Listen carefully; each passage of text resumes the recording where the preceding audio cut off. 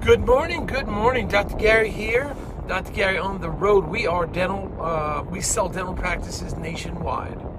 We're dental practice brokers. So please give us a call. Today's topic is everything a seller for a dental practice chart sale or patient record sale wants to know. We're trying to give you current information, what's happening this weekend. So we've been doing this now for 12 years, dental practice sales, and we are now employing 10 employees that we have, 10 staff, and it's been working out great. We have 2 CPA accountants, marketing director, operations director, and 2 CPA accountants. So we're very excited about it. You can call us 363 days a year. We pick up the phone. Our hours are 7:30 a.m. to 9:30 p.m. So call us anytime. The information you're about to hear is for entertainment purposes only. It's not business or legal advice. Also, if you're thinking about selling to a DSO, please call us because we know all the DSOs, at least all the large ones out there. We know what they like dealing with. We see the changes year to year. We are going down to the contract, letters of intent, and dealing with the attorneys. So we see the actual deal developing. And this is on a day-to-day basis. So we give you current information. So they pay our commission, and majority of them, so you will not have a commission. And sometimes we get the legal fees reimbursed at closing. So give us a call. We can explain everything. Also, sellers, if you're thinking about selling to a DSO, we can give you a free evaluation, or any seller that wants to sell. We can try to give you some evaluation at no charge of what the current values and things are going for, and some idea what yours will be. That's all at no charge. Anyway, so call us. So everything you wanted to know about selling patient records or chart sales, so to speak, of a dental office, we believe we can help you with that. Let's go talk about what's happening this weekend. Working on something right now. You have a seller that has the opportunity to sell either to a well-qualified, established dentist that wants the records and is going to pay up front. And that's about 10 to 15% of the time you'll find a buyer like that. The other buyers all want to pay as the income comes in. So it's a record sale, meaning you're only getting the patient records and phone number, and maybe one or two staff may or may not come along.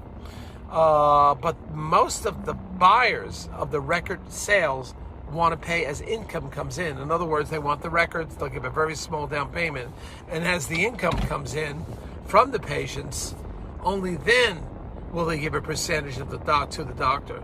That percentage will vary, 20%, 25%, maybe 30%. Of what they collect, and usually only the first year. The problem with that scenario is you're chasing your money all the time. You don't know how much you're going to get, what happened, who's keeping records of it. You have no clue. Okay? It takes some burden off you in either case because you're delivering all those records to the buyer and you're not responsible for them anymore. They become the custodians of your record. So that can work out, but I don't like chasing money. So you may get less money from a full upfront record sale that pays in cash up front compared to a one that's going to pay based on income. So it's something to keep your eyes open and look at. So we have a situation now. Our seller is contemplating what should he do. Right now, what should he do? Should he take the money up front and be satisfied with it? And it will be probably less, perhaps, than the others are offering, which is going to be pay-as-you-go type thing, pay as the money comes in. That's a little more risky. So you're going to get more money, possibly. You don't know. It's venturing into the unknown. Or you sell everything down up front. The buyer takes the records. The deal is over with. You don't have to worry about it anymore. Once and for all, it's finished. You take that entire burden off your back. All right, that's the essence of it. You should still use dental attorneys and so forth for this. The buyer may ask you to sign a restrictive covenant anyway, even though you may be retiring and never going back to dentistry. He may ask you to do that, or she may ask you to do that anyway. So just be aware of that. Now, concerning the idea that you may want to just close up shop and forget it because you're not getting enough of your records, not a good way to go, because now you're responsible for all those patients' records. They'll be calling you over the next several years, send my records, send a copy of my records. It'll never end. You've got to keep your phone number available and alive. And you've got to take on that responsibility. That could go on for a couple of years, patients requesting records. Now, but the biggest problem is, listen to this carefully.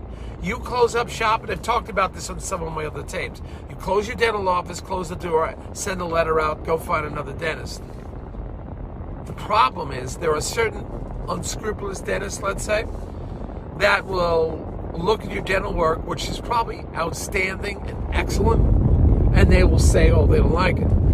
Has to be redone. Speak negatively about your work. It's always going to happen. You can be really careful of that. And it does happen because the patients scatter now and you don't know where they're going to scatter.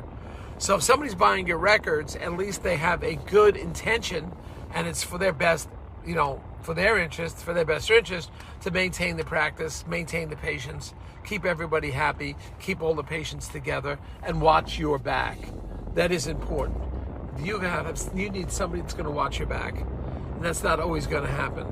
Once they scatter, they have no obligation to do that. So be aware of that. That is a big problem sometimes. So what's going to happen? I don't know. We're dealing with this weekend. The seller's contemplating what he's going to do. Does he sell upfront everything? Does he give the records away or sell the records and wait for his money to come in? A percentage of that? Which is still the unknown. I don't care what the buying doctor promises. It's still venturing into the unknown.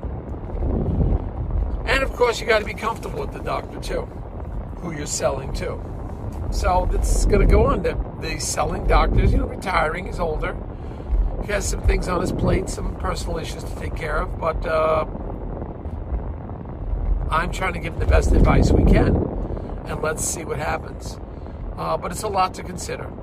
So we'll see what happens. We'll keep you posted after this deal happens. I think the wisest thing for him to do is sell all the records up front, get out, and that's it. We keep you posted with breaking deals, breaking information. What's happening today? Not 5 years ago. This is happening today. This weekend, I was on the beach on the phone negotiating, and that's what happens. It's always changing. There's always different issues about. Remember what happened with COVID. The whole world changed, and no one in the world predicted that. No one predicted it. So you can't say you could figure out what's going to go on in the future. You have no idea. Just remember that. Thank you. Thank you for listening, and call us.